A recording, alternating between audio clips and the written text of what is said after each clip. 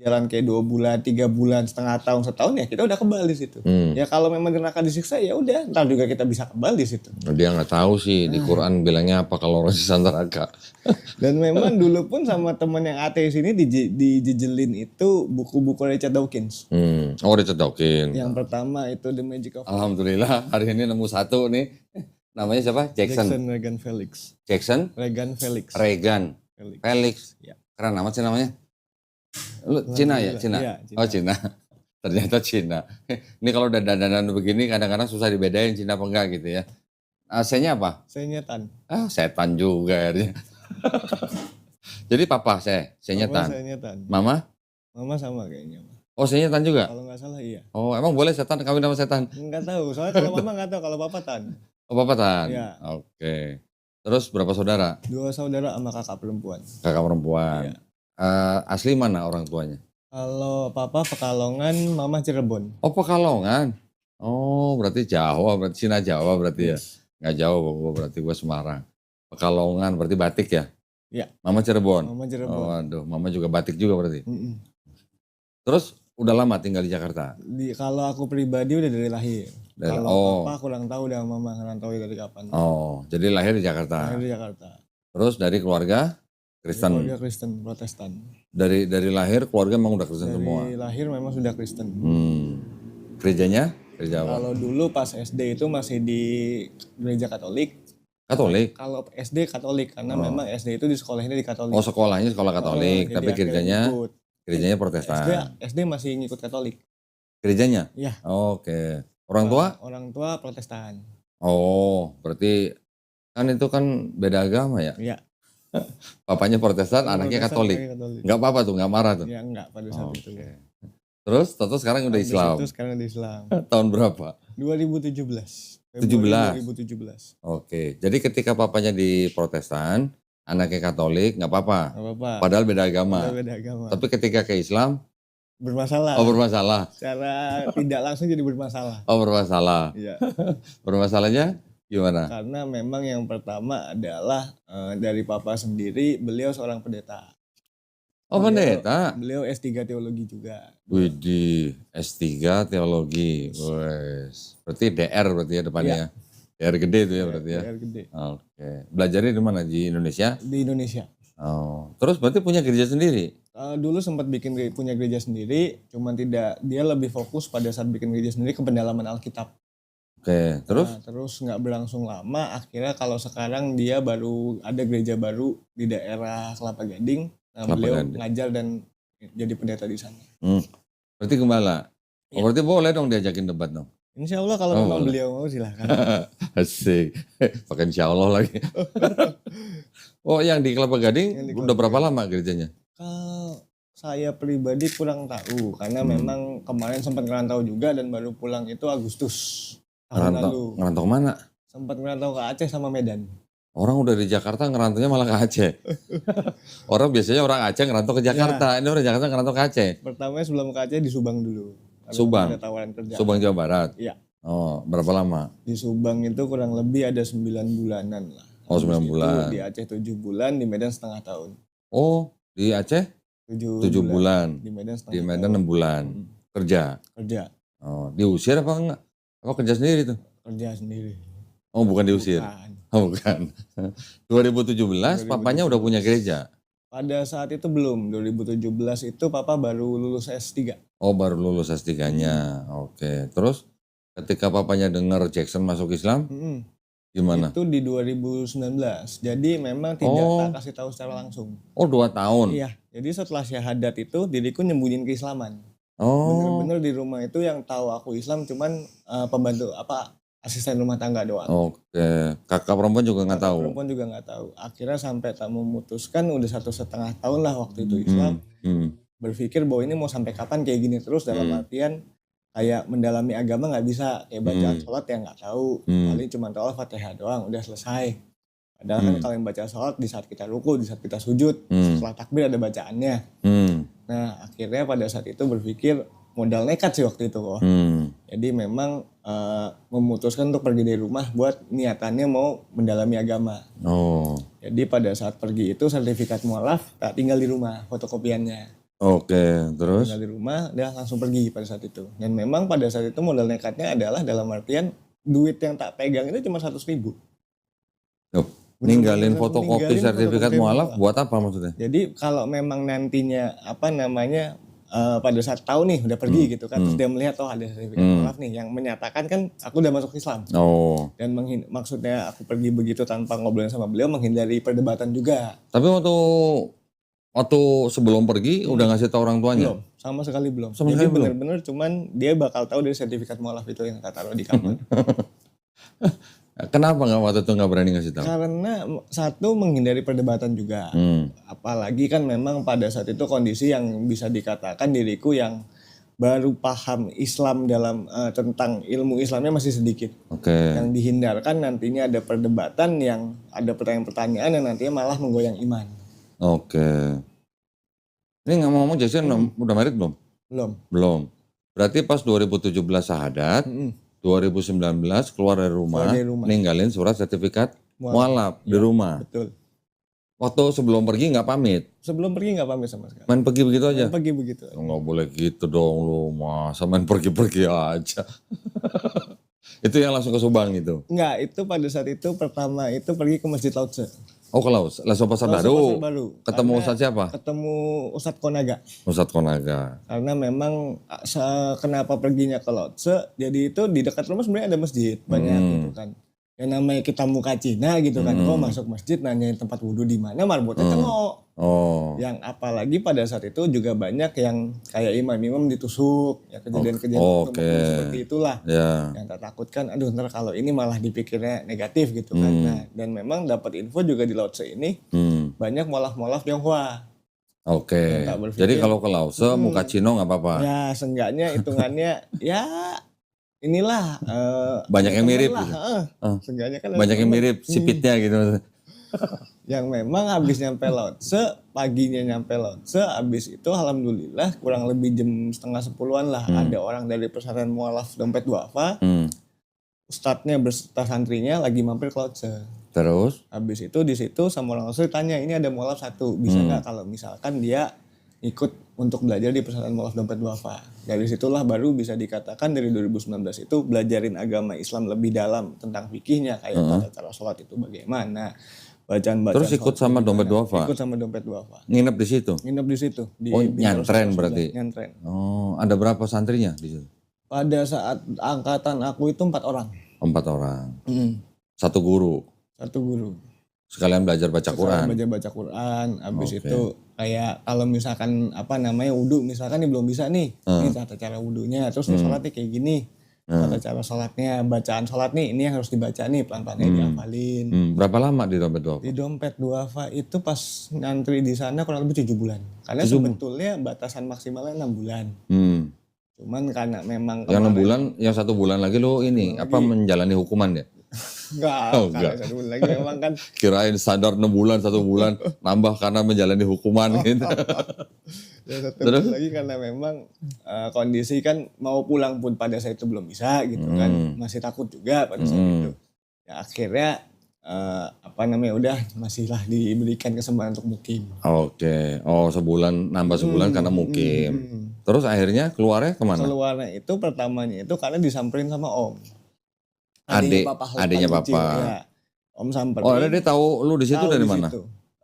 Beliau kayak nyari. Pas tahu itu beliau cuma bilang, lu suruh pulang sama bapak lu katanya. Habis itu saya tanya. Saya cuma punya satu pertanyaan sama beliau. Bapak saya udah menerima saya Islam apa belum? Kalau memang sudah menerima saya Islam, saya pulang. Sorry, sebelumnya lu pergi tanpa pamit, emang lu udah yakin kalau lu bilang masuk Islam pasti dimarahin gitu? Ya kalau yakin tidaknya secara pada saat itu iya, karena memang bapak keras. Lu kecil sering dikebukin? Udah makanan tiap hari. Apakah rotan atau apakah apa? Pakai rotan sudah. Pakai rotan, sama sama gua. Kalau itu sudah ya namanya. Sampai rotannya hancur. Kalau kita anak laki-laki gitu harus kan, udah harus ya. Harus makan rotan ya. Tapi lu udah pernah belum diikat di tiang televisi tahu kan? Zaman dulu kan tiang televisi kan tinggi tuh. Dulu di rumah gua tuh ada tiang televisi dari pipa besi. gue pernah diikat di situ, digebukin pakai rotan sampai rotannya hancur. Udah pernah belum? Kalau itu belum. Kalau disuruh yang namanya dikurung di kamar suruh belajar udah. Oh, kurung kamar mah biasa. Oke. Oh, jadi waktu lu pergi lu udah tahu bahwa lu udah pasti bokap pasti marah. Iya. Jadi lu pergi. Terus tapi akhirnya bokap nyuruh adiknya jemput lu di Dompet Wafa. Iya. Oke. Terus pulang. Akhirnya pulang tuh. Yang memang pas tanyain sama Om bilang udah lu pulang aja dulu dah, masalah lu udah Islam ya itu urusan belakangan dah. Akhirnya ditemenin lah sama Om tuh pulang. Yang memang pada saat pulang itu pertama bokap cuma nanya, lu berarti sekarang udah Islam? Saya bilang iya. Ya beliau nggak komen apa-apa, cuma ngela napas doang. Oh, ngela napas. Nggak ada. Narik napas panjang. Nggak ada komentar apapun. Cuman mungkin dalam hati dia mikir kali ini bapaknya doktor teologi, anaknya murtad. Lagi pindah kafir gitu kan. Cuman mohon maaf nih, kita mundur dulu sebentar. Lu syahadatnya di mana? Syahadatnya di Masjid Syahid, di Masjid Nurul Syahid. Di daerah mana? Di daerah Sudirman. Sudirman. Masjidnya punya Hotel Syahid. Oh di Hotel Syahidnya. Iya, kan ada di Hotel Syahid ada masjid di situ. Oh di situ. Emang rumah lu kan jauh? Ngampus di STP Syahid Sudirman. Oke. Yang bawa ke situ? Yang bawa ke situ satpam kampus. Oke. Waktu satpam kampus itu bawa lu ke situ, memang lu bilang lu mau masuk Islam? Pertamanya memang sempat juga beberapa kali sering lah nanya sama beliau tentang agama Islam, tentang ajaran-ajaran agama Islam. Dan beliau juga beberapa kali suka nanyain, kapan mau syahadat? Kalau memang sudah siap mau syahadat, ayo dianterin nih. Oke. Nah waktu lu syahadat udah sunat belum tuh? Pada saat itu belum. Terus sunatnya berapa lama? Sunatnya itu kurang lebih 3 hari. Jadi, setelah syahadat. Jadi memang pertamanya kan tanya sama ustadznya. Udah sunat belum Ustaz, terus kapan mau sunat ya? Kalau masalah sunat ya insya Allah nunggu ada rezekinya. Karena kan kalau tiba-tiba sunat takutnya orang rumah curiga gitu kan. Akhirnya qadarullah dapat informasi kalau misalkan ada sunatan masal di Hotel Syahid. Oke. Disitulah akhirnya didaftarkan untuk ikut sunat masal. Waktu sunat masal itu berarti lu paling gede? Yes. Paling tua? Paling tua. Dan paling tidak menyenangkan itu. Tidak menyenangkan. Berarti dilihat banyak anak-anak kecil dong lo? Alhamdulillah paling terakhir. Oh paling terakhir? Kalau nggak sih diceng-cengin kok. Jadi sendirian gitu kan. Anak-anak bocah, ngapain kan gitu. Berarti anak-anak udah pada pulang lo baru kelar? Oke, mungkin kan dokternya tahu ya lu bakal dicengin ya. Makanya lu paling akhir ya. 3 hari setelah syahadat tuh sunat. Terus lu itu masih pulang ke rumah? Itu masih pulang ke rumah. Itu gimana? Ya. Lu jalannya? 2 hari masih bertahan di rumah. Terus? Hari ketiga kabur ke tempat temen nginep. Karena memang sudah tidak sanggup. Terutama pagi-pagi ya? Terutama pagi-pagi. Itu ya bisa dikatakan alarm terbaik untuk bangun itu. Terutama pagi-pagi lu sengsara gitu ya? Pasti bangun sudah itu. Melek mata sudah. Berapa hari nginep di rumah temen? Sampai 3 hari jatuh. 3 hari. Kurang lebih 5 hari, 6 hari udah kering, udah bisa aktivitas lagi. Sembuhnya udah setelah sembuh lu baru pulang lagi. Lu bilangnya ke rumah temen ngapain? Belajar gitu. Nginep aja. Karena memang kan deket tuh di daerah Pulau Mas, dan memang dari dulu pun sering nginep di rumah dia. Sering main ke rumah dia. Oke. Temen lu muslim? Temen muslim. Dia tahu lu masuk Islam? Juga. Tahu. Masuk Islam dia tahu? Dia tahu. Bahkan dia pun juga tahu pada saat aku sempat ngajarin Islam itu banyak juga nanya sama dia. Lu nggak belajar Islam? Nggak belajar sholat sama dia? Pada saat, kalau pas belajar sholatnya itu pas kuliah. Pas kuliah? Pas SMA itu, ini kan temen SMA nih. Pas SMA itu dia masih belum yang namanya kepikiran buat belajar sholat gitu-gitu, masih belum. Jadi waktu lu bersyahadat itu lu lagi masih kuliah? Posisi masih bisa dikatakan udah di akhir semester akhir. Ya. Oke. Nah, sebelumnya lagi, kenapa lu tertarik Islam? Awal mula tertariknya Islam itu awal triggernya itu karena kejadian bom Bali pertama kok. Bom Bali pertama? Ya. Oke. Itu terus? Posisi kalau nggak hilaf masih kelas 5 atau 6 SD lah. Yang memang banyak yang mengatakan Islam itu agama teroris. Islam itu agama nggak benar, ngajarin bahwa mereka bunuh diri, jihad, mereka masuk surga. Dapat 72 bidadari. Iya. Dan dapat doktrin kalau datang ke gereja ya dapat doktrin pun seperti itu gitu kan. Dari pendetanya ataupun dari jamaah-jamaah itu yang membicarakan tentang itu. Yang di situ diriku mulai berpikir kalau memang benar yang dikatakan orang seperti itu, kenapa agama Islam ini diakui sebagai salah satu agama dari 5 agama yang diakui oleh dunia. Karena kan kayak Konghucu yang bisa dikatakan kurang lebih mirip-mirip sama Buddha, di Indonesia nggak diakui. Dulu, ya. Sekarang udah. Oh sekarang sudah? Pada saat itu kan memang Konghucu belum tuh. Nah ini Islam kalau memang benar yang ajaran seperti itu, kerasnya atau misalkan seperti yang orang-orang pada saat itu mengatakan, ini adalah agama teroris, ini adalah agama benar, kok bisa sih diakui gitu kan. Yang akhirnya pada saat masuk SMP itu alhamdulillah masuk ke sekolah internasional. Jadi kan teman-temannya kan agamanya campur tuh. Ya. Ketemu juga teman yang Islam, ya akhirnya mulai tuh nanya-nanya sama dia. Bro, di Islam tuh kayak gimana sih ajarannya? Di Islam tuh nabinya tuh seperti apa sih? Akhirnya dijelasin, nih sejarah nabinya ini, kayak misalnya Nabi Abraham, kalau di Islam kan Ibrahim. Terus lu waktu pertama dengar begitu lu kaget gak? Kok sama gitu? Pertamanya kaget. Kok ada yang sama? Akhirnya tak tanya kan, nabinya sebenarnya sama gak sih gitu kan? Terus dijelasin, sebetulnya nabinya mah sama, cuman perbedaan bahasa katanya. Oh, yang akhirnya sampai sempat juga itu SMP sempat kepikiran awal mulanya itu nggak terlalu pengen dalemin Islam banget sebetulnya. Cuma sekedar pengen tahu. Enggak, tapi lu 5-6 SD udah sempat mikirin begitu. Karena banyak di lingkungan udah ngomongin ya Islam tuh agama teroris. Islam tuh agama nggak benar. Orang tua waktu itu ngomongin Orang tua nggak tahu sama sekali. Dan masuk SMP itu aku itu lebih ke mendalami Alkitab. Bahkan bisa dikatakan kalau di Alkitab kan ya bisa dibilang orang-orang kafir ini kan domba-domba yang hilang atau domba-domba yang tersesat. Ya, kita harus bagaimana kita bisa mengembalikan mereka lah. Ada orang Islam teman sekolah sendiri, tak injilin tiap hari. Terus? Udah kayak ya kalau bahasa mereka dulu kayak aku tuh udah kayak kejar setan gitu loh. Sampai masuk Kristen? Enggak. Alhamdulillah enggak. Kalau kan dosa kok. Yang memang ya kalau dulu di SMP itu aku dikenalnya itu julukannya ya pendeta. Karena ngedalemin Alkitab gitu loh. Kemana-mana bawa Alkitab, ya kemana-mana baca Alkitab gitu kan. Karena memang pada saat itu tertarik untuk mendalami Alkitab dan juga tertarik untuk jadi pendeta. Oke. SMP tuh? Iya, kelas 2. Sempat juga dapat tawaran dari teman papa itu mau disekolahin pendeta di Singapura, ada beasiswa. Cuman kata papa pada saat itu udah biarin dia lulus SMA dulu. Kalau memang dia kelar SMA masih mau melanjutin buat ngambil teologi, mau lanjut buat sekolah pendeta ya silahkan lah. Cuman pas itu ya awal mulai tuh ngedalamin Alkitab sampai di titik dimana banyak kejanggalan-kejanggalan menurutku pribadi. Loh, lu SD udah mulai denger Islam teroris. SMP lu ngedalamin Bible. Sampai lu nginjilin temen lu. Terus SMA masih? SMA ketemu ateis. Itu teman satu kelas. Terus? Yang di situ SMA aja udah ateis. Ketemu temen tuh ateis. Allah. Jadi dia dengan PD-nya mengatakan ya surga dan neraka itu nggak ada. Tuhan itu nggak ada. Terus?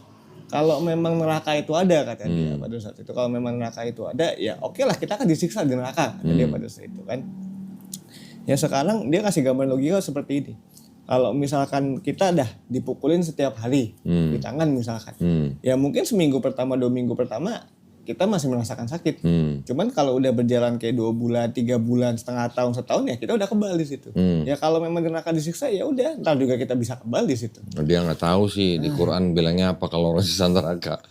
Dan memang dulu pun sama teman yang ateis ini dijejelin itu buku-buku Richard Dawkins. Richard Dawkins. Yang pertama itu The Magic of Reality, yang kedua God Illusion. Yang dari situ sempat di titik hampir mau masuk ateis. Hampir mau jadi ateis, cuman memang sempat mendengar dari orang itu bahwa sekelas Albert Einstein aja dia itu masih antagonis. Sekelas Albert Einstein hanya mengatakan bahwa tidak ada satu agama pun yang lewat tenggorokanku, tapi aku masih percaya Tuhan itu ada. Dari situ yang aku berpikir ya sekelas orang yang IQ tertinggi di dunia aja masih percaya itu Tuhan. Masa diriku yang itu yang bodoh begini bisa mengatakan atau mengklaim bahwa Tuhan itu nggak ada gitu kan. Itu SMA tuh? SMA. Tapi akhirnya nggak jadi ateis? Nggak jadi ateis. Terus? Habis itu memang pas SMA pun juga pas papa lagi, aku kelas 3, papa lagi ngurusin disertasi. Dan buku-buku bahasa Inggrisnya beliau itu disuruh aku untuk translate dan ngerangkum. Nah dari situ mulai mendalami ilmu S3 tuh kayak gimana sih yang teologi. Aku mendalami ilmu teologi itu seperti apa sih lebih dalamnya gitu kan. Yang pada saat itu ya melihat yang tak lihat dan tak baca di situ, yang tak pelajarin, karena mau nggak mau kan ngerangkum kita harus belajar itu. Harus sedikit banyak paham lah. Itu kebanyakan ilmu filsafat. Yang di otak aku pada saat itu adalah yang seharusnya kita mempelajari agama di Kristen itu kan Injil. Semakin tinggi jenjang pendidikan ya kita harusnya mendalami Injil. Kok ini malah Injilnya sedikit tapi banyak ilmu filsafat. Dari itu yang mulai agak-agak mulai goyang gitu. Berarti ilmu lu udah ilmu S3 berarti? Ya, belum kok. Itu kan cuma sekedar. Aku udah ngerangkum buku. Cuman rakumin buat beliau ngurus buat jadi bahan disertasi doang. Oke. SMA, terus lu kuliah sampai kuliah tahap akhir lu baru syahadat. Baru syahadat. Berarti ini proses lu kenal dan pengen tahu Islamnya selama lu waktu kuliah berarti? Kurang lebihnya begitu. Yang memang SMP kelas 2 pun sudah ada ketertarikan. Waktu SMP? Waktu SMP kan lu lagi nginjilin teman lu? Masih nginjilin. Cuman di sisi lain ada ketertarikan di saat tahu bahwa nabi-nabinya ini sama nih sejarahnya. Di situ tak bilang, gue boleh pinjam Al-Quran lu gak? Karena pas itu gak percaya gitu kan. Yang dia mengatakan cuman perbedaan ini ya beda nama doang. Karena kalau dari bahasa Al-Quran ini kan bahasa Arab. Kalau dari bahasa lu, bahasa Ibrani. Di situ, tapi dia tak bilang sama temen, gue boleh gak baca Al-Quran? Terus lu baca terjemahannya? Baca terjemahan. Yang temen juga ada satu temen yang Islam ngomong gini. Gue tuh kesel banget katanya. Kenapa? Sama ajaran agama Kristen. Emang kenapa? Masa Nabi, kalau dulu kan sebenarnya Yesus katanya kan, kalau di gua Nabi Isa. Masa Nabi Isa di Kristen lahir di kandang domba? Masa seorang Nabi, seorang yang mulia itu lahir di kandang binatang kata dia. Saya tak mikir ya bener juga sih, cuman yang memang diajarkan di gereja dan yang banyak. Padahal di Bible nggak ada loh. Di Bible nggak ada. Nggak ada tulisan kandang domba loh. Diriku mendalami Bible itu tentang kelahiran Nabi Isa, dikatakan di Bible para gembala sedang menggembalakan domba-dombanya yang seharusnya musim panas. Dan Desember di Bethlehem pada saat itu musim dingin. Pada saat diriku mendalami lebih dalam lagi, sejarah kenapa bisa akhirnya di bulan Desembernya dulu, ya karena mengikuti sejarah Dewa Matahari. Baru kenapa bisa tanggal 25-nya, karena pada saat di kutub utara apa kutub selatan itu, 23 itu sedang ada badai salju yang cukup besar. Yang matahari itu cuman lihatnya itu sedikit. 24 Desember itu matahari seakan-akan layaknya tidak terbit di sana karena ketutupan badai. 25-nya itu akhirnya matahari nongol lagi nih. Dan disitulah karena matahari sumber kehidupan manusia, mereka menganggapnya dan meyakini, mendoktrin orang-orang bahwa 24 Desember itu kelahiran Nabi Isa. Jadi selama lo baru kuliah, itu lo baru mendalami. Baru lebih dalam lagi tentang Islam. Islam dan Kristennya? Kalau Kristennya udah enggak. Oh Kristennya udah enggak. Jadi pas kuliah itu langsung lebih dalamnya itu tentang Islamnya. Nah SMA-nya itu lebih dalamnya itu Islam sama Buddha sama Hindu. Oke. Terus waktu selama kuliah, akhirnya apa yang menjadikan lu mau menerima Islam? Jadi pas masuk kuliah itu, pas nanya-nanya lebih dalam tentang Islam, kalau udah tahu, oh nabinya kita sama nih, ininya kita sama nih gitu kan. Terus tak bilang sama teman yang Islam, apakah mungkin gitu kan, yang namanya Kristen Katolik, Kristen Protestan, dan Islam ini sebetulnya itu dulunya itu ya 3 agama yang sebetulnya itu satu. Cuman karena manusia, karena peradaban dan perkembangan zaman, akhirnya 3 agama ini, agama yang satu ini jadi pecah nih jadi 3 nih. Oh dulu lu mikirnya gitu? Dulu sempat mikir gitu, sampai di Kristen itu kan ada yang namanya Injil yang asli. Yang sempat berpikir ya kalau orang banyak mengatakan, ada yang mengatakan ya Injil yang asli itu Injil Barnabas, ada yang mengatakan bukan Injil Barnabas. Dan dulu sempat ngobrolin apakah itu Injil yang asli mungkin ada di Vatikan kali ya. Gitu. Cuman kalau kita yang menemukan, yang kita orang awam ini menemukan pun terus kita mengumumkan ke dunia pun ya kita siapa nggak bakal kenal. Yang di situ berpikirnya bahwa ini kayaknya ini pas belajarin Kristen kan mentok nih kok. Kayaknya ini Islam ini lanjutannya nih. Karena pada saat SMA itu lebih ke mencari nih agama yang paling benar dari 5 agama itu yang mana. Makanya baru masuk kuliah lebih dalam tentang Islam. Teman pun juga nyaranin karena dia pun tahu diriku sempat belajarin Hindu, sempat belajarin Buddha. Dia bilang kalau memang mau coba masuk agama yang lain dulu, jadikanlah agama Islam yang paling terakhir kata dia. Saya tanya emang kenapa? Karena kalau kau sudah masuk Islam terus kau keluar lagi itu dosanya sangat besar.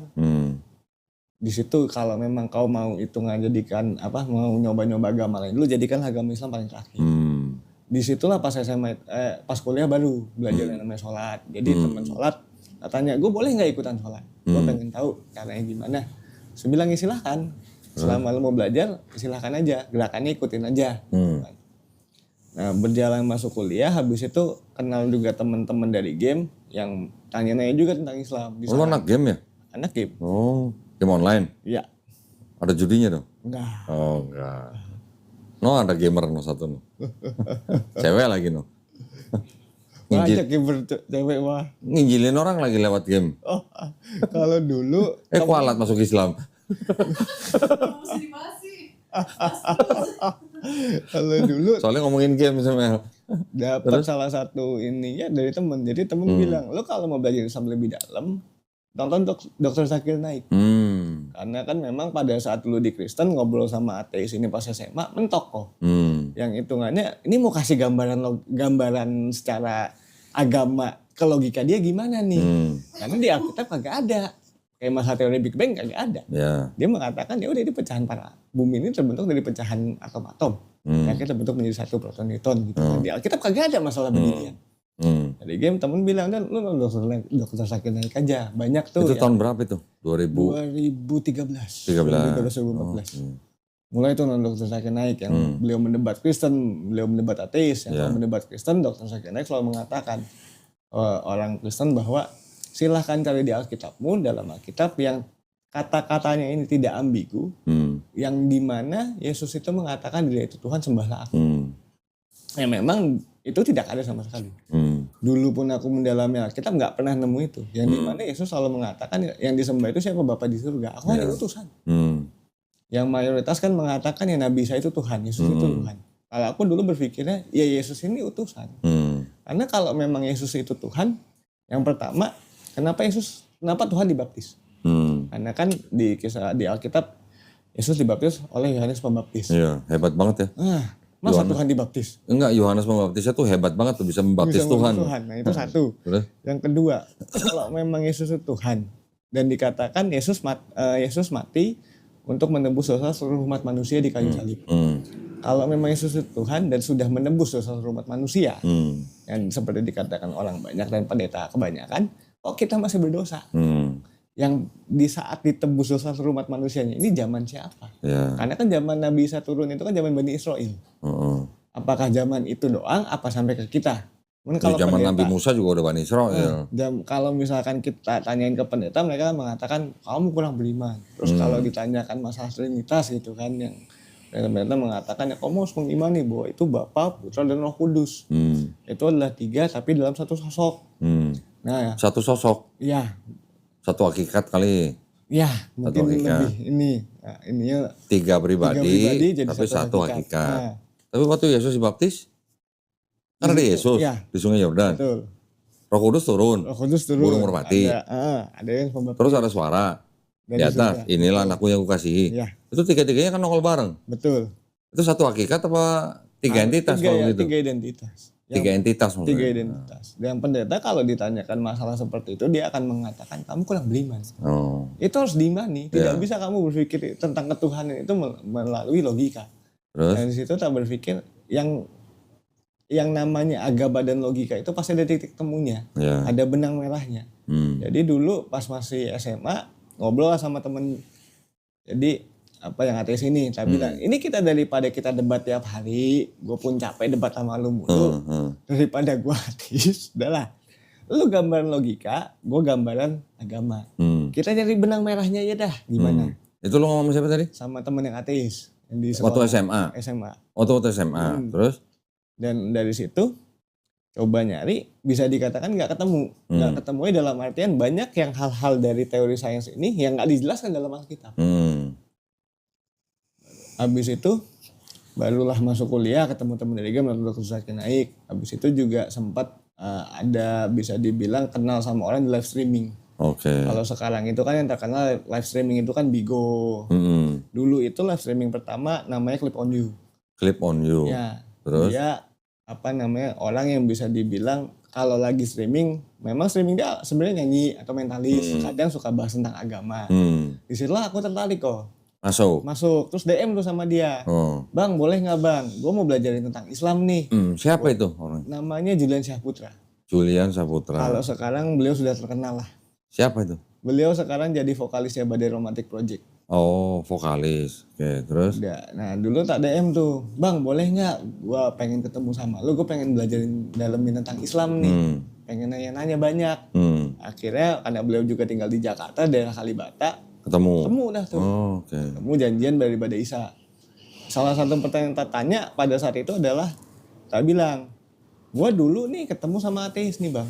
Gue mau nyari benang merah antara agama sama logika. Tapi gue gak bisa nemuin di agama Nasrani.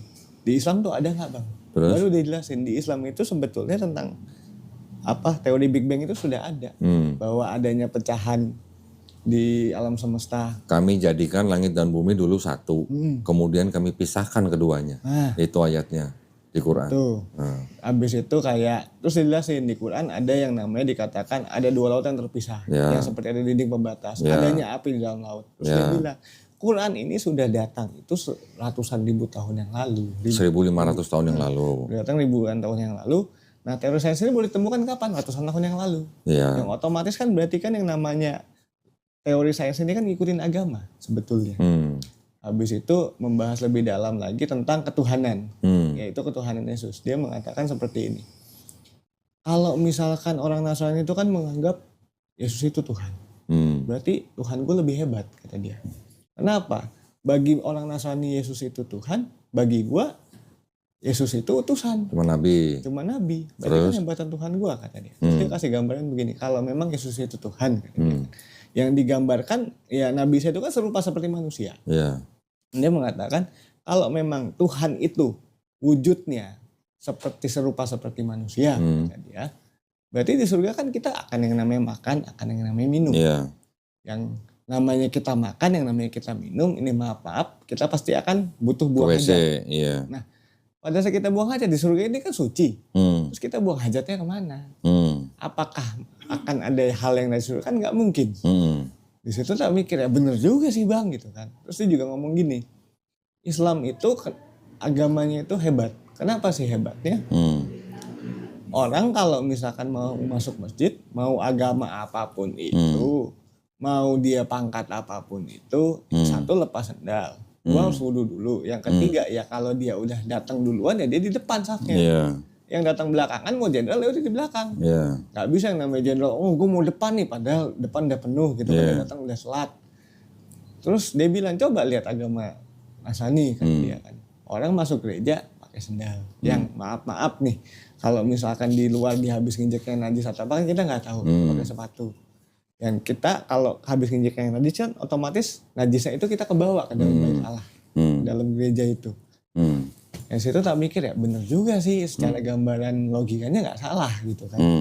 Dan dia pun ngasih satu gambaran logika begini, yang namanya tukang kayu dia bisa membuat kursi. Sampai kapanpun tukang kayu itu nggak bakal bisa jadi kursi. Kursinya pun juga gak akan bisa jadi tukang kayu. Sama layaknya hitungannya utusan. Sama layaknya Yesus. Yesus tidak akan pernah bisa menjadi Tuhan. Dan Tuhan pun juga tidak akan bisa jadi Yesus. Jadi seperti itu. Kan? Itu dijelasin tuh sama tadi tuh sama Julian Syahputra itu. Sama Julian ini. Habis itu tak tanya, bang di Islam ini kan namanya Nabi Muhammad. Gitu, kan? Nah sejarahnya itu sempat dengar yang namanya kayak sejarah sholat. Namanya kewajiban itu suruh sholat, suruh 5 waktu. Saya tanya, sholat tuh kok kenapa harus 5 waktu sih? Gituin kan. Terus dia jelasin. Jadi Quran ini bisa dikatakan turunnya ayat-ayat Quran ini itu ada sejarahnya. Katanya. Jelasin tuh pelan-pelan. Jadi ada suatu kejadian, ada suatu peristiwa, baru turunlah satu ayat. Jadi tuh Quran itu nggak langsung turun semua. Itu namanya asbabun nuzul. Nah, asbabun nuzul, ada asbabun nuzul ya, ada peristiwa baru turun, ada peristiwa baru turun. Dan dia mengatakan setiap nabi itu kan punya mukjizat. Kayak misalkan Nabi Musa, mukjizatnya tongkatnya. Nabi Isa mukjizatnya bisa menyembuhkan orang, bisa membangkitkan orang mati, bisa menyembuhkan orang sakit. Nah, terus dia tanya, lo mau tahu nggak mukjizatnya Nabi Muhammad itu apa? Tanya, apaan bang? Salah satu mukjizat Nabi Muhammad adalah Al-Quran. Kenapa Al-Quran? Karena pada saat zaman dulu itu setiap nabi ini punya mukjizat itu sesuai dengan kondisinya pada saat itu. Kayak Nabi Musa lagi gencar-gencarnya ilmu sihir. Zamannya Nabi Isa sedang gencar-gencarnya ilmu medis. Zamannya Nabi Muhammad itu sedang gencar-gencarnya syair. Terus dia menjelaskan bahwa kenapa disebutnya mukjizat? Nabi Muhammad itu seorang yang buta huruf. Bagaimana seseorang yang bisa buta huruf nggak bisa baca sama tulis, bisa mengerti huruf, bisa bersyair? Ya kan? Bener sih kata. Terus akhirnya pas aku tanya, terus masalah sholat tuh gimana bang? Dia jelasin ada yang namanya kisah Isra Miraj, yang dimana Nabi Muhammad itu dari Madinah ya kalau nggak salah ya. Dari Mekah. Dari Mekah ke Madinah. Ke Yerusalem. Masjidil Aqsa. Masjidil Aqsa, abis itu ke Sidratul Muntaha. Abis itu dijelasin, jadi naik ketemu diantar sama malaikat Jibril, abis itu ketemu kalamullah, diperintahkan. Ketemu Allah sendiri. Allah sendiri diperintahkan. Di Sidratul Muntaha. Ya. Terus dijelasin sama dia awal sholat itu kita suruh sholat itu 50 kali sehari, 50 waktu. Terus pada saat Nabi Muhammad mau turun kembali, ketemu sama Nabi Musa, ditanya apa perintahnya, disuruh sholat 50 waktu. Umat dibilanglah sama Nabi Musa, umatmu terlalu kecil, tidak sebesar umatku, mereka tidak akan sanggup, kembalilah sana ke atas, mintalah sama Allah keringanan. Singkat ceritanya Nabi Muhammad bolak-balik sampai dikasih untuk 5 kali. Dan di situ Nabi Musa pun masih negosiasi bilang, mintalah kepada Tuhanmu, umatmu masih belum tentu sanggup. Terus Nabi Muhammad mengatakan, aku sudah terlalu malu untuk bertemu dengan Rabbku lagi untuk menerima keringanan. Tapi jangan salah, akhirnya diizinkan Allah SWT untuk umat Nabi Muhammad SAW sholat 5 waktu, tapi tetap dikasih pahala sama dengan sholat 50 kali. Lo belajar sampai situ? Belajar sampai situ. Terus? Akhirnya pas udah turun gitu kan, makanya kayak pas ke atasnya dijelasin juga sama dia. Ada yang mengatakan menurut riwayat ada yang dibilang naik buruk. Oh itu kalau buruk dari Mekah ke Masjidil Aqsa. Itu buruk seperti apa itu Allahu alam. Itu cuma kata dia sekedar ini aja ilmu ininya gitu kan. Terus dia menjelaskan lebih dalam lagi tentang ilmu-ilmu atau bisa dibilang ya kesamaan-kesamaan yang ada di Nasrani sama di Islam gitu kan. Siapa Julian itu? Si Julian ini. Jelasin. Karena memang dia pun juga melajari agama Kristen juga. Oke. Melajari dalam agama Nasrani juga. Gitu. Oh berarti Julian itu kristolog berarti? Bisa dikatakan kurang lebih begitulah. Oke.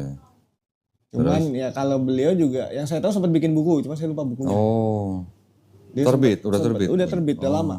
Jadi pada saat itu memang pas lagi ngobrol sama dia bilang, nih gue lagi bikin buku nih, lo baca aja. Yang memang dia di situ kalau nggak salah itu menggambarkan tentang 3 agama, Kristen Katolik, Kristen Protestan, dan Islam ini. Atas kesamaannya ini gitu.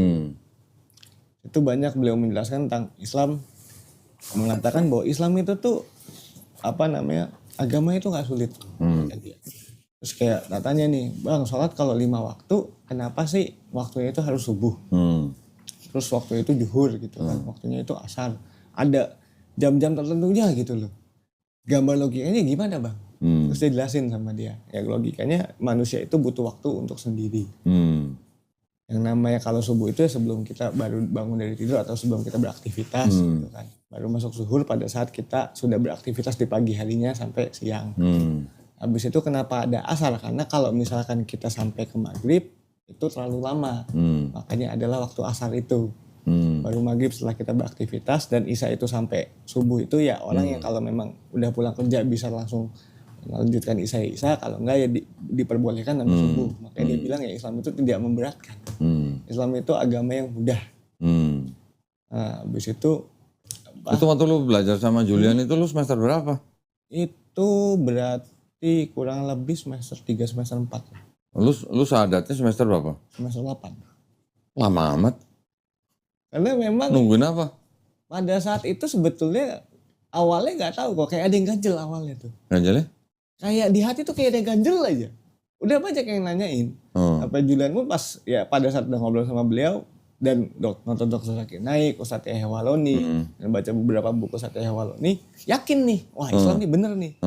Cuman pengen syahadat kok kayak ada yang ganjel, cuman gak tahu apa gitu kan.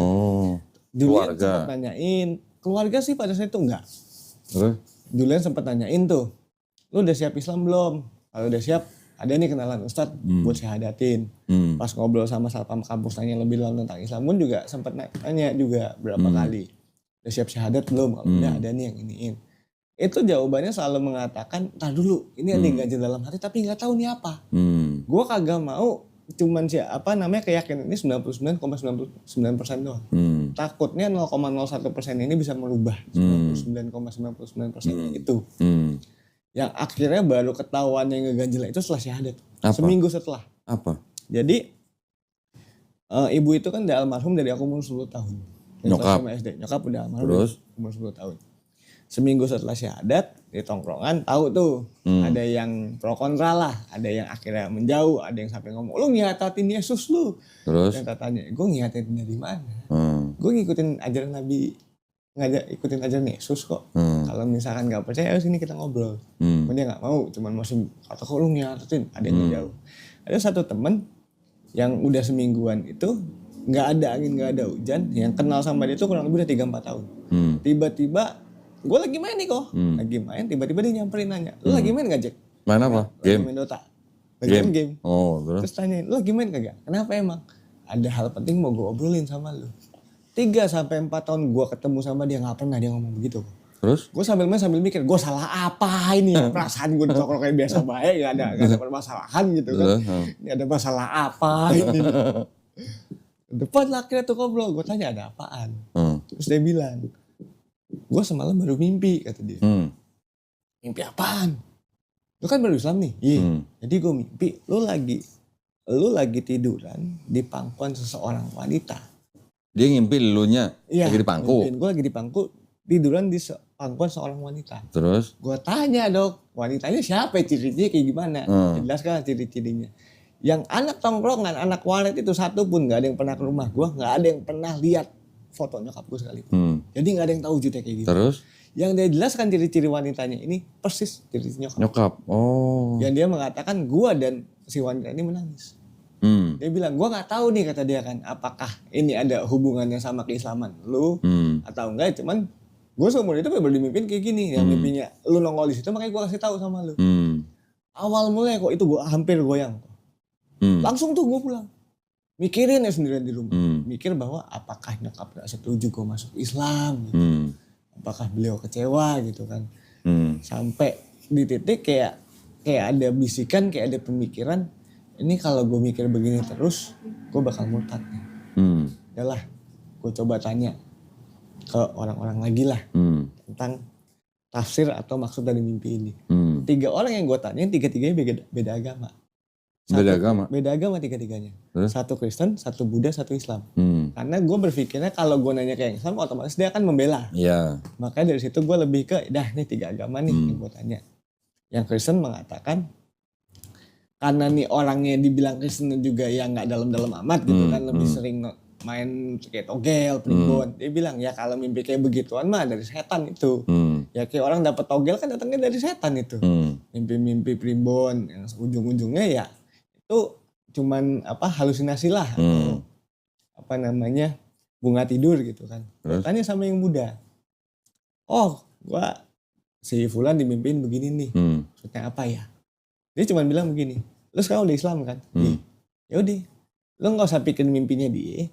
Menurut lu kan lu udah belajar Islam udah lama nih. Lu jalanin aja udah.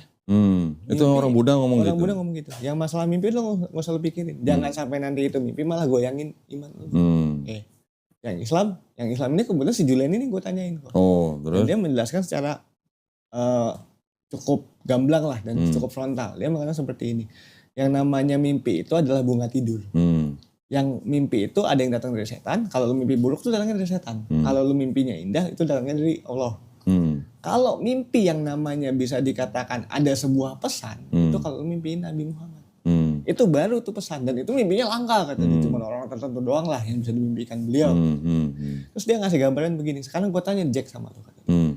Kalau misalkan nih, jangan temen lu yang mimpi dah, lu sendiri dah yang mimpi. Lu lagi tidur, terus lu mimpi Doraemon ngaku dirinya Tuhan. Lu bangun lu langsung percaya Doraemon itu Tuhan. Ya enggak sih bang. Nah sama kayak sekarang. Dia ada temen lu dimimpiin kayak gitu. Lu langsung percaya bahwa itu memang benar nyokap lu, atau lu percaya bahwa itu jin yang menjelma untuk menggoyang keimanan. Yang di situ gue langsung berpikir bahwa mungkin selama ini gue ada yang ganjel ini kayaknya ini dah. kayaknya pada situ langsung plong tuh. Yang bener-bener titik di mana gue yakin pada diri sendiri bahwa ya insya Allah sampai gue mati pun dah gue Islam. Yang gue sudah siap dengan segala konsekuensinya. Mau yang namanya dijauhi dari keluarga, yang bahkan hitungannya bahasa kasar dicor dari keluarga sekalipun gitu kan. Gue siap menerima. Sampai yang hitungnya bener-bener plong lah. Itu setelah lu sadar, seminggu kemudian baru dapat cerita mimpi dari temen lu itu. Terus lu nanya 3 orang. Iya. Yang satu malah si Julian itu. Berarti Julian tahu lu udah masuk Islam? Tahu. Reaksinya gimana tuh? Ya beliau cuma alhamdulillah. Alhamdulillah. Terus dia bilang mengatakan lu tanya tuh bacaan sholat udah tahu belum? Belum bang. Ya udah gini aja. Lu daripada kagak sholat kata dia kan. Nih lu kalau lagi baca sholat tuh kagak tahu, lu baca subhanallah 3 kali, baca alhamdulillah 3 kali, baca Allahu akbar 3 kali. Gampang bang. Udah gitu dia bilang kalau misalkan lu sholat disarankan lu sholat berjamaah aja di masjid. Karena kalau sholat berjamaah itu yang menanggung Al-Fatihah itu imamnya. Karena Al-Fatihah itu bacaan wajib dalam sholat. Terus gue tanya bang, terus kalau gue sholat sendiri gimana? Gue kan kagak mungkin kalau gue tiap hari ke masjid gitu kan. Terus gue ke masjid di rumah takutnya ketahuan ntar gue Islam. Terus dia bilang lu kalau misalnya pun karena lu masih belajar, lu mau sambil sholat sambil baca pun lu searchingnya di Google kata dia. Yang Latinnya, bahasa Latin Arabnya, lu baca aja sambil pegang HP, lu baca tuh Al-Fatihah tuh pelan-pelan. Itu sah-sah aja karena memang ya lu masih di titik di kondisi yang masih belum bisa gitu kan. Nah, dia mengatakan inilah indahnya Islam. Ya, tidak menyulitkan umatnya dalam artian meringankan lah. Walaupun ya tidak bisa juga yang namanya akhirnya dipermudah digampangkan juga gitu kan. Karena kebanyakan orang akhirnya menggampangkan. Ilmu fikih menggampangkan. Itu berarti 2017 ya lo ya? 2017 ya ada. Terus akhirnya 2019 lo keluar dari rumah? Akhirnya keluar dari rumah. Ke mana tadi? Subang? Ke Masjid Lause. Lause terus dompet duafa. Terus habis itu? Habis itu pulang dulu tuh. Sempat pulang? Sempat pulang, cuman gak lama. Pas lo pulang, orang tuh bokap udah tahu lo udah masuk Islam. Cuman ngelang napas panjang? Napas panjang. Terus nggak sampai di kena rotan? Enggak. Oh enggak. Mungkin kan udah gede.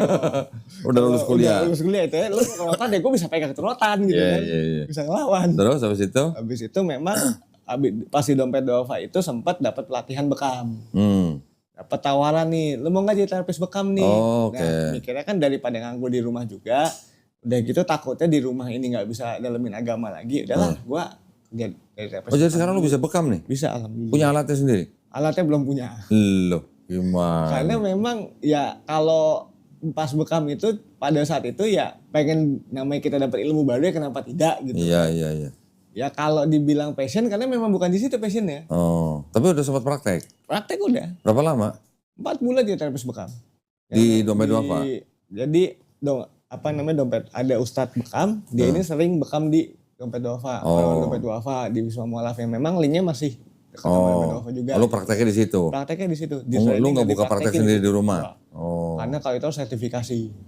Lu nggak sertifikasi? Enggak. Karena memang gue mikirnya kan ya gue bekam cuma sekedar ya kalau memang gue nantinya punya alat ya udah orang mau bekam ayo sini. Iya. Terus habis itu? Habis itu dapat tawaran dari dompet duafa jadi ini koki asrama buat program diaspora. Koki asrama? Buat program diaspora ke Jerman. Apa tuh? Program apa? Diaspora ke Jerman. Ke Jerman? Iya. Terus itu lu udah kirim? 2019 belum covid. Enggak, gue bagian masak-masak buat. Oh, kirain lu dikirim ke Jerman, bukan? Lu masak doang? Masak doang. Lu pintar masak? Alhamdulillah.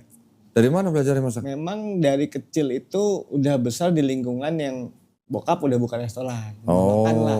Di situ tertarik masak, kuliah ngambil perhotelan. Lu bisa masak apa aja? Kalau arahnya lebih ke western. Western? Karena memang di kuliahan diajarinnya lebih banyaknya ke western. Gue juga bisa masakan western. Apa? Telur ceplok. Gak salah sih. Lah emang gak salah kan? Gak salah. Orang western kan makan juga telur ceplok kan? Ya. Iya.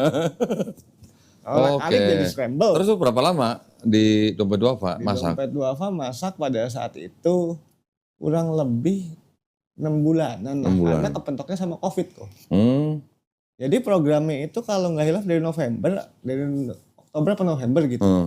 Gue udah mulai di situ. Februari kan kita mulai covid yang memang benar-benar semua Maret. Maret Covidnya Maret. Maret Covid. Nah disitulah akhirnya yang mau nggak mau kan peserta dibatalkan semua, program pun dibatalkan. Terus di rumah? Pertamanya akhirnya pulang tuh, pulang nyari lowongan kerjaan.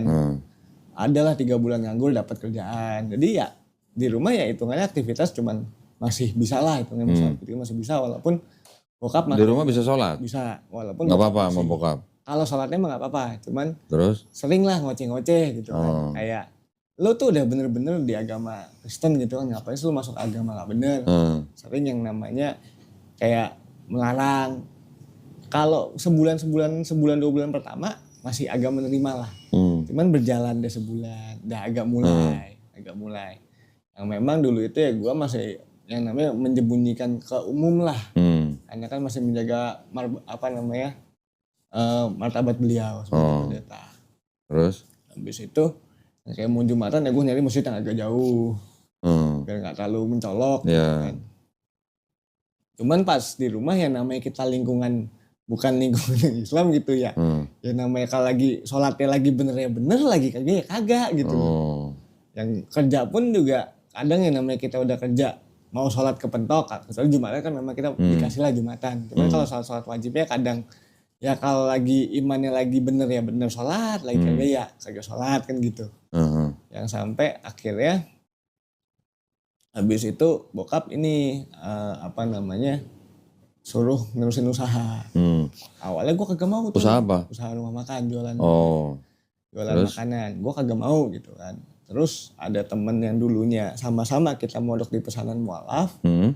Dia itu mau mondok ke Temboro. Mau apa? Mondok di Temboro. Temboro? Iya. Di mana tuh? Di Jawa Timur. Dekat Magetan. Jadi dia tadi ini buka jualan mie ayam gerobakan. Habis itu ketemu salah satu jamaah tabligh. Ngobrol-ngobrol. Dia mau ngedalamin agama gitu kan. Dan gue pribadi itu pada saat itu pengen ngedalamin usul fikih.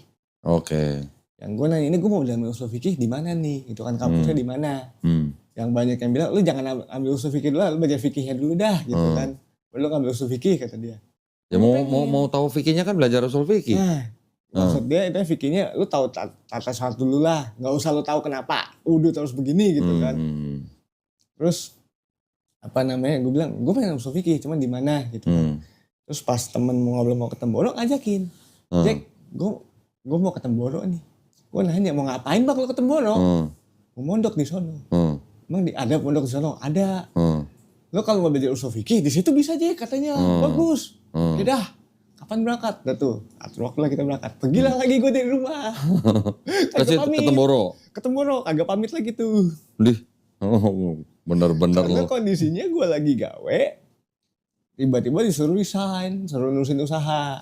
Karena bokap kan orangnya keras, yang hitungannya dia maunya begitu harus diikutin. Ya, karena gue kagak mau nurusin usaha pas itu, kabur lah gue ke Temboro gitu. Berapa bulan di sana? Di Temboro 7 bulan, mondoknya 7 bulan, di Temboronya pas masih mukim di desanya sebulan. Karena gue datang pas masih puasa. Habis lebaran kan baru tuh. Berarti lu sempat nyantren di sono gitu, 7 bulan? 7 bulan. Santri berarti rupanya. Santri Cina. Lu di sono panggilannya siapa? Jack gitu? Kalau di dompet doho panggilannya Encek. Oncek. Di sana gak jauh lah ya Jack sama Encek ya. Banyak yang manggilnya, ada yang manggil Jack, ada yang manggil Encek. Oncek. Cuman lebih ini panggilan Encek gitu kan. Oke, terus habis sono ke Aceh? Dari sono belum. Belum? Belum, habis dari sono tuh pulang dulu tuh, 7 bulan pulang. Pulang lagi? Pulang lagi, karena yang pertama dapat kabar itu om meninggal, ada yang paling kecil meninggal. Yang gue mikirnya, nih beliau meninggal nih sendirian nih, itu paling sama kakak doang kan perempuan. Kalau ada apa-apa, jauh nih, mau pulang pun kan juga susah. Karena di sana ya HP kita nggak punya. Adapun HP wartel, yang kita cuma nelpon boleh sehari paling sekali atau 2 kali gitu kan ya. Kalau itu pun kalau ada duit ya, kalau kagak ya udah kagak bisa. Yang memang dulu pun. Lalu selama 7 bulan di Temboro itu nggak ada yang ngirimin uang saku gitu? Nggak ada. Hah? Nggak ada. Nggak ada? Mondok di sana ya jual HP. Ada paling beberapa kali kayak buat beli kitab, buat beli lemari. Siapa yang ngirimin duit? Ada di dompet Dova. Dari dompet Dova. Kita nelfon ke dompet Dova. Start Afwan, kita butuh buat beli lemari nih. Cuman dana kan udah habis gitu. Ada nggak, bisa nggak bantuannya? Akhirnya dapat lah berapa buat kayak beli alat tulis, buat beli lemari. Kalau memang dapat uang saku lebih ya paling buat jajan atau buat kayak misalkan kalau di kelas kan kita ada buat uang hikmat buat ustadznya, uang kas kelasnya, ya kepake lah buat. Lu udah nyantri di Temboro, berarti lu bisa ngajarin Iqro dong? Belum. Loh, gue di Temboro pun bisa dikatakan sama ustadznya masih dikatakan, dah lu di Iqro aja dulu, walaupun masih di Iqro 56, maksudnya buat ngelancarin. Karena memang pas baru belajar Iqro itu pas masuk Dompet Duafa 2019. Yang itu pun kan ya belajar Iqro paling belajar setengah jam lah, habis itu kita kajian, habis itu kita aktivitas. Yang baca Al-Quran ya masih putus-putus gitu kan. Dulu memang sempat suruh ikut ada program FHQ yang memang Ustadz Dompet Duafa juga yang ini kan. Program buat ngajar belajar lebih dalam tentang kayak makhraj huruf seperti apa, sifat-sifat huruf seperti apa. Ya karena gue bandel ya kok. Itu kan dia belajar FHQ hari Sabtu pagi pula jam 7. Lah orang masih ngantuk-ngantuk habis subuh. Itu nggak suruh ikut kajian, gue kadang tidur, kadang ngabur. Elah. Santri apaan gue ini ngabur-ngabur. Masih bandel gitu kan. Terus dari sono gimana? Pulang lagi? Pulang akhirnya suruh nurusin usaha. Mau lo akhirnya? Mau ya mau kagak mau. Jadi koki? Jadi ya bisa bilang begitu. Jadi bokap punya ruko di daerah Kleo. Di situ jualan mie ayam sama bakso. Mie ayam? Suruh dagang lah di situ. Halal nggak? Halal. Halal. Jadi dagingnya ayam. Nggak pakai minyak pun nggak pakai. Nggak ada minyak. Nggak ada minyak. Terus? Udah gitu kurang lebih setahun kerja sama bokap. Ustadz dari Dompet Duafa ini nawarin. Bang, aneh punya pondok nih, butuh tukang masak. Ada sebenarnya tukang masak, cuman udah berumur dan ada penyakit jantung juga. Jadi takutnya udah nggak sanggup juga buat masak nih, kecapean gitu. Masak sendiri. Pindah lagi? Pindah. Abang mau nggak bang? Di mana? Di Jakarta? Di Subang? Di Subang, Jawa Timur. Yang di Subang, Jawa Barat? Jawa Barat. Yang di Subang ini berarti lu jadi koki? Jadi koki. Dia habis kelar masak ya udah ngaji. Gitu. Dia bilang, bang di sini jangan cuma masak doang, sayang. Sini ngaji kan juga. Nih. Ambil bang ilmunya. Sebenarnya kan abah, ambil ilmunya abah. Jadi kelar masak, ngaji, ikut pengajian. Terus berapa bulan di Subang? 9 bulanan. 9 bulan. Ke Acehnya itu sebetulnya gara-gara perempuan kok. Waduh. Awal mulanya itu kok. Waduh, apa nih? Jadi, pacaran? Ada temen lah kenalin. Tuh kan. Oh enggak, nih ada orang Aceh dikenalin lah awalnya pacaran dan lain-lainnya. Ya namanya kita laki-laki mau serius gitu kan. Ya modal nekat lah gue berangkat. Berangkat lo ke Aceh? Gak bawa duit lagi? Bawa. Bawa, kirain gak bawa. Terus di Aceh kerja? Di Aceh kerja. Sambil deketin cewek itu? Ya nyampe sana ya alhamdulillah kitanya serius ya bercanda. Gitu. Yang akhirnya ya. Berarti lu di prank dong berarti dong? Ya bisa dikatakan seperti itu. Ya udah nyampe sono daripada gue kagak hidup ya gue kerja. Gue kagak mau. Terus? Duit udah menipis gitu kan. Yang memang pas di Aceh pun juga gue sempat disyahadatin ulang kok. Di apa? Disyahadatin ulang. Kok bisa? Jadi gue nyampe Aceh yang gue gak punya teman. Kenalan satupun gue gak punya. Nyampe di Aceh ditanyain lah tuh sama orang sana. Kok dari mana? Gitu kan dari Jakarta. Lo kok bisa nyampe sini? Ceritain lah gini.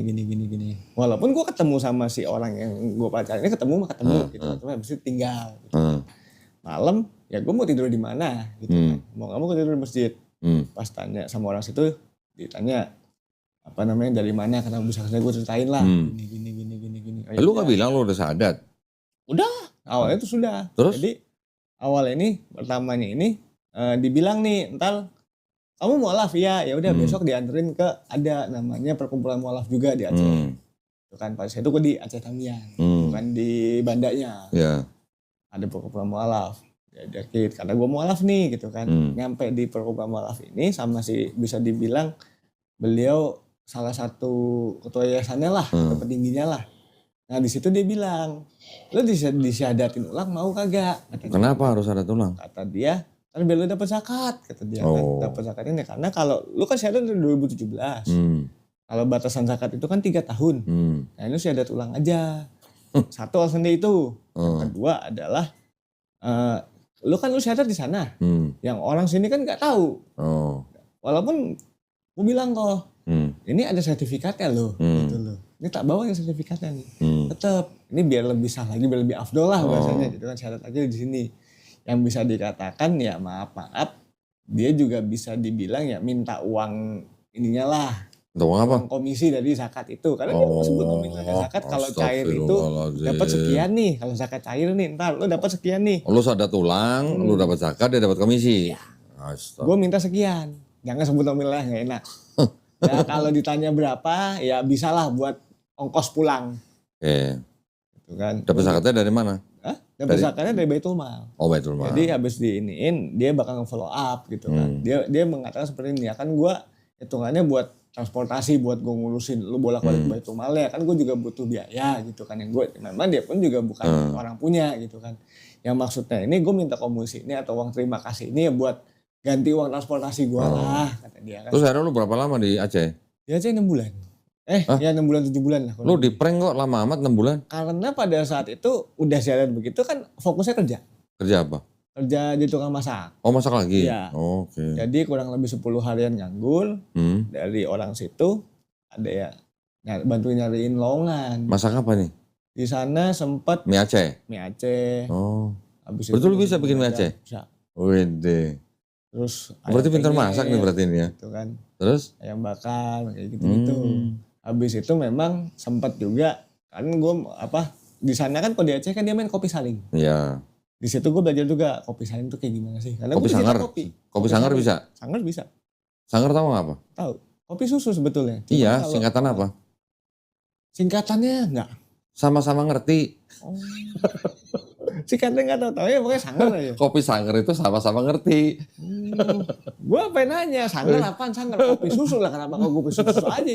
Sini mah namanya sangar bang. Ya wes lah. Iya. Terus. Belajar 6 bulan di sono. Habis itu balik nggak ke Medan dulu. Oh ke Medan. Jadi memang masak lagi. Jadi itu sebelum gue berangkat ke Aceh, bisa dibilang kan gue masuk salah satu organisasi. Apa? Koki di Indonesia. Oke. Terus? Nah sebelum gue ke Aceh ini, gue nanya dulu nih ke senior, chef ada ini nggak kenalan di Medan atau di Aceh nih organisasi sana. Kan memang organisasi ini nyebar ke seluruh dunia. Oke. Di Indonesia apalagi gitu kan. Maksudnya daripada nggak ada kenalan sama sekali kan, adanya di Medan. Kalaupun di Aceh ada paling di Banda, bukan di Aceh Tamiangnya gitu kan. Adanya di Medan. Sebelum berangkat ke Aceh pun udah nginfoin, chef saya ada rencana mau berangkat ke Aceh di bulan ini. Ada nggak lowongan-lowongan sekiranya di Medan? Biar hitungannya kalau memang ada lowongan ya akhirnya berangkat ke Medan dulu, dapat kerja di sana biar ke Acehnya ntar pas lagi liburnya, pas lagi dingin. Caranya begitu. Cuman kaderulahnya nggak ada lowongan. Di Medan? Di Medan pada saat itu. Terus udah ke sono? Akhirnya karena sudah keburu janji berangkat ke Aceh ya udah berangkatin lah ke Aceh tuh. 7 bulan di situ baru dapat lowongan di Medan ini, gantiin senior. Oh. Jadi beliau masak di. Jadi berapa lama di Medan? 6 bulan. 6 bulan. Di Medan tuh dia sebenarnya jualan TST. Apa tuh TST? Teh susu telur. Oh, teh susu telur. Jadi kirain STMJ. Susu telur madu jahe. Di daerah Kota Matsum. Oke. Terus? Nah, di situ memang senior kan jadi bos ini mau jualan kayak nasi goreng kampung, jualan mie gitu-gitu. Nah, dia butuh pengganti. Karena dia ada tawaran kerjaan lain. Terus? Akhirnya nawarin tuh, mau nggak chef di sini gantiin saya buat masak gini. Oh siap chef, kapan? Chef kapan bisanya? Tadinya itu mau berangkat itu sebenarnya tawaran dapat di Desember 2023 kalau nggak salah. Nah, kalau pada saat itu mau resign, otomatis pasti ditahan. Mau tahun baru, kafe pasti rame nih, butuh tenaga. Kalau akhirnya coba obrolin, minta di Januari itu pertengahan. Coba tanya, bisa nggak udah Februari aja biar sekalian sebulan. Udahlah biar nggak terlalu mepet juga gitu kan. Karena itu kan kita masuk baik-baik, kita juga keluar baik-baik. Lagi udah orang jauh yang bisa dibilang ya modal KTP, modal CV selembar bisa terima kerja gitu loh. Nggak nyari cewek sekalian tuh di Medan tuh? Nggak nemu soalnya ya karena memang jam kerja pas di Medan itu sore ke pagi. Oke. 3:30 sampai jam 2 pagi. Terus akhirnya setelah di Medan balik Jakarta? Medan balik Jakarta. Balik ke rumah lagi? Sebetulnya nggak mau balik ke rumah awalnya. Terus? Cuman karena sempat ngobrol-ngobrol juga lah, nanya sama Ustadz, minta saran lah gitu kan. Ini baiknya gimana? Awalnya itu nggak mau balik ke rumah, karena kan ada tawaran. Itu ada 2 tawaran di Jakarta itu niatannya ada teman yang mau ada kenalan mau buka kafe, atau tawaran dari senior yang di Medan kemarin ini, Bali bulan kemarin ini ada tawaran dia mau ke Bali. Dia butuh tim 5 orang. Oke. Dan saya mau dimasukin tuh kok. Terus nanya-nanya saran lah. yang akhirnya sempet nih mau yang Jakarta mau yang Bali nih gitu kan. Nah, dua-duanya bisa dikatakan ya kalau satu udah KCC kan satu cancel juga gak enak juga kan sama-sama kenal gitu kan. Ya, akhirnya coba minta saran ke orang rumah, kakak tuh. Telepon kakak ini ada. Lu masakannya Western ya? Iya. Gua ada teman restoran Cina. Chinese food bisa lah dikit-dikit. Bisa? Masih ya kalau dikit-dikit masih bisa lah. Cuman ya kalau dunia masak mah hitungannya enggak. Lu dulu waktu kuliah berarti ambil apa? Ambil perhotelan. Jadi di perhotelan? Iya. Perhotelan belajar masak juga? Belajar masak juga. Kalau kampus-kampus lain itu dia semester 3 penjurusan. Kalau gue gak pakai penjurusan. Jadi gue dalamin semua. Jadi kalau waktu lu lulus, lu bisa disebut? Bisa semuanya. Gue mau ke wait bisa belum sebut chef. Belum chef. Hitungan sampai sekarang pun masih belum bisa disebut chef. Hitungannya gue lulus ini ya gue mau ke housekeeping gue bisa. Gue mau ke waiter gue bisa, ke FO gue bisa gitu kan. Dapur gue bisa. Cuman memang kan lebih dalamnya dan lebih passion ke sana. Kalau yang penjurusan kan ya udah masak ya udah. Tadinya hidup mati dapur. Dia dilempar ke housekeeping ya susah, lempar ke chef susah. Oke lah, itu berarti kan perjalanan hidup lu ya. Terus sekarang lu masih tinggal sama bokap? Untuk sekarang enggak, karena memang udah keluar lagi. Agustus kemarin itu balik ke rumah, balik ke Jakarta. Habis itu bisa dibilang sudah cukup tidak nyaman lah berada di rumah karena sama ada papa pribadi sama bokap juga. Karena kenapa? Bokapnya ini ngerusuhin terus? Ya, kalau ngerusuhin sih enggak, kalau secara frontal sih tidak ya. Cuman kalau bahasa gue secara halus kok, halusnya dalam arti gini. Kayak misalkan ada pendiri gereja meninggal nih, rumah duka. Bokapnya ngisi, gue diajak, judulnya suruh nemenin. Nah gue nyampe sono kan otomatis gue dengerin khotbah. Ikut acara gitu kan. Ya gue duduk belakang baik udah. Ya gitu. Nyampe sono kan hitungannya ini anak pendeta gitu kan. Brandnya mereka ini anak pendeta gitu. Ya itu gue serba salah gitu kan. Nah beberapa kali begitu. Beberapa kali juga sempet kayak tahun baru nih. Ngomong, nih banyak nih makanan datang aja. Makan aja di sini. Ya gue mikir kalau gue datang numpang makan doang agak mungkin anak pendeta datang cukup numpang makan doang. Suruh khotbah lu? Nggak suruh khotbah, sebenarnya kan ngikut ininya dulu dong, apa namanya kebaktian pelepasan tahun baru gitu kan. Jadi lu akhirnya keluar dari rumah karena papa lu ngelibatin lu di kegiatan di gereja dia. Salah satunya itu yang gue berpikir bahwa apa namanya awalnya gue balik dia mengatakan sudah menerima sampai bilang bahwa semua agama itu sama kata dia. Cuman gak gue ceplosin. Tadi mau gue ceplosin kalau memang semua agama sama, menurut lu masuk ke Islam yuk. Iya dong. Kan semua agama sama gitu. Iya. Kan. Mau gue nah, kalau semua agama sama emang di Islam ada Trinitas kan gak ada. Itu mau gue gituin kan cuman gak enak gitu. Tapi kan. Berarti sampai terakhir itu papa lu berarti masih ngajak lu balik ke Kristen? Masih ngajak walaupun caranya lebih halus. Ayat-ayat apa aja yang sering dipakai? Kalau ayat sih dia jarang kalau pakai ayat. Jarang. Cuman terus, lebih ke pakai filsafat. Apa namanya filsafat atau kan banyak nih oknum-oknum apa namanya oknum-oknum yang mengakunya mualaf, yang mengakunya Islam tapi melek-lekan Islam itu sendiri. Nah, yang begitu-begitu tuh di YouTube dikirimin ke gue di forward. Cuman ya gue ngeliatnya cuman ya udahlah biarin aja lah. Itu kan nggak terlalu ini. Yang sampai dulu pun juga sempat gue mau dijodohin sama temennya dia, sama anak temennya dia. Sama cewek Kristen. Dia bilang. Ya nggak apa-apa kalau cewek Kristen yang mau masuk Islam. Itu pas masih Subang. Dia ngechat nih, ini ada temen anaknya namanya ini fotonya umur segini, dia mau apa bapaknya mau. Lu nggak tanya mau masuk Islam apa gitu? Katanya cuma 2 hal. Yang pertama dia tahu nggak aku Islam. Yang kedua dia tahu nggak aku kerja di pondok. Kalau memang dia tahu itu dan bisa menerima ya silahkan. Seminggu kemudian kagak ada balasan sama sekali. Sekali ada balasan lagi di topik. Ya tak mikir ini salah satu cara buat gue pulang kali ini. Jadi papa sekarang jadi gembala gereja. Jadi gembala gereja. Apa namanya? Sendiri berarti? Kayaknya sih begitu karena kurang tahu. Gerejanya gereja sendiri atau nyewa? Enggak, gereja nyewa. Jadi dia ikut orang. Ada pendiri. Ikut orang. Gerejanya apa boleh tahu? Kalau itu lupa namanya. Cuman gereja baru sih. Gereja baru. Di daerah Mall Kelapa Gading di Moi. Yang memang karena apa namanya kalau papa tuh paling cuma nganter ke gereja doang. Itu pun nggak nyampe. Lu sendiri sama papa nggak pernah debat soal agama? Jangankan debat, ngobrol aja jarang. Ngobrol udah jarang. Karena memang dari kecilnya udah nggak deket kok. Jadi yang kayak ngobrol-ngobrol gitu jarang. Walaupun papa dulu itu sempet yang namanya kayak kasus mau dalemin Al-Quran. Ya, mau dalamin Al-Quran, mau tahu kayak Al-Quran. Iya. Oh, mau belajar Islamologi kali.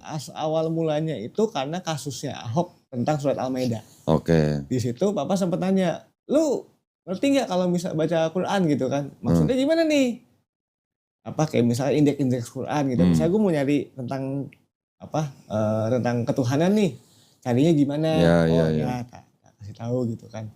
Cuman habis itu nggak ada nanya-nanya lagi kok. Oke. Yang gue mikirnya ini kok nggak ada nanya-nanya sama sekali gitu kan, yang dihindarkannya takutnya nanti malah dia menafsirkan sendiri, yang itu kan nggak bisa begitu. Karena Quran ada asbabun nuzul ya. Ini ayat diturunkan ya kenapanya, peristiwanya.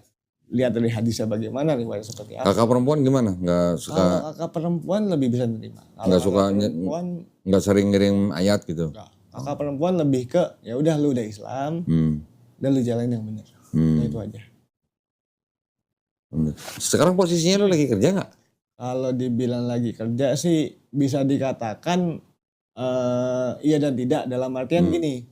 Jadi sekarang ini sedang numpang di yayasan Asal Quran Cendekia. Di mana tuh? Di daerah Petukangan. Jadi yayasan Ashanul Quran Cendekia ini rencana ini mau buka pondok kok. Bukan rencana sih, pondoknya sudah lagi proses pembangunan, belum jadi full. Terus? Di daerah Jasinga Bogor.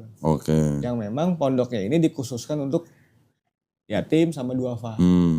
Karena kan nggak bisa kita pungkirin pondok pesantren banyak.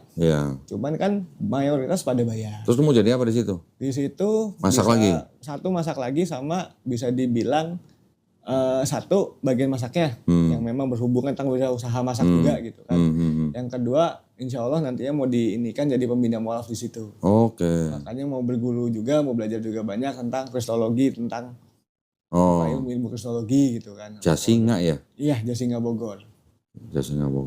Yang sekarang pembangunan sih yang ku denger ya, aku tahu tinggal masjid sama kobong asrama laki-laki, cuman memang masih butuh biaya lumayan. Masih mencari donatur, masih mencari. Nah, sementara sambil nunggu itu pondok bisa kita ini kan.